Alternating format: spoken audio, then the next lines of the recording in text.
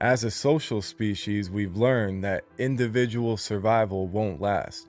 We know we can't survive on our own, but collectively, we can work together, and that's the most effective way to make sure that our species can survive. We can't kill an elephant alone, but 20 of us can. If you keep the fire going and cook while I go and get water and start working on the shelter, then tonight we can eat, drink, and have shelter, but we can't do it alone. So we kind of need each other, and this is how our basic foundations of morality and social constructs are obviously formed.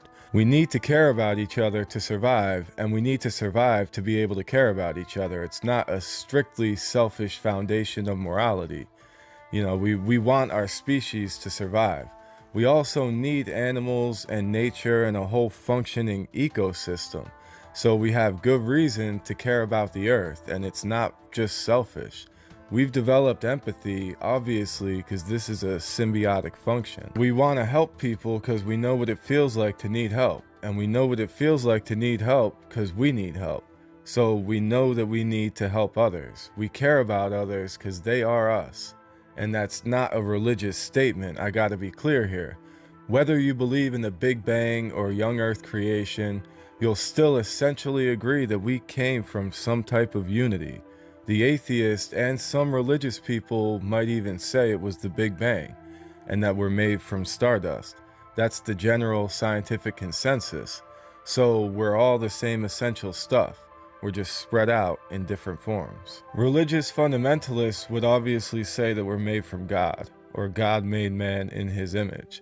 And mystics would say, as above, so below. It's the same thing, and I think a strong argument can be made for some type of fundamental unity. We have the ability to empathize with others because we're all different pieces of the same stuff, essentially. So we see ourselves in others, and we see others in ourselves too. This is pretty well reflected in the scientific law of conservation, which says that energy and matter are never created or destroyed.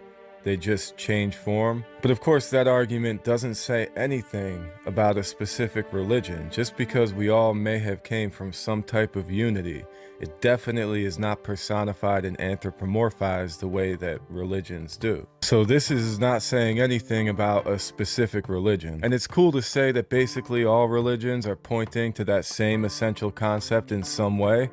But even if that is the case, the conceptualization, the interpretations, the translations, they've all definitely muddied the waters.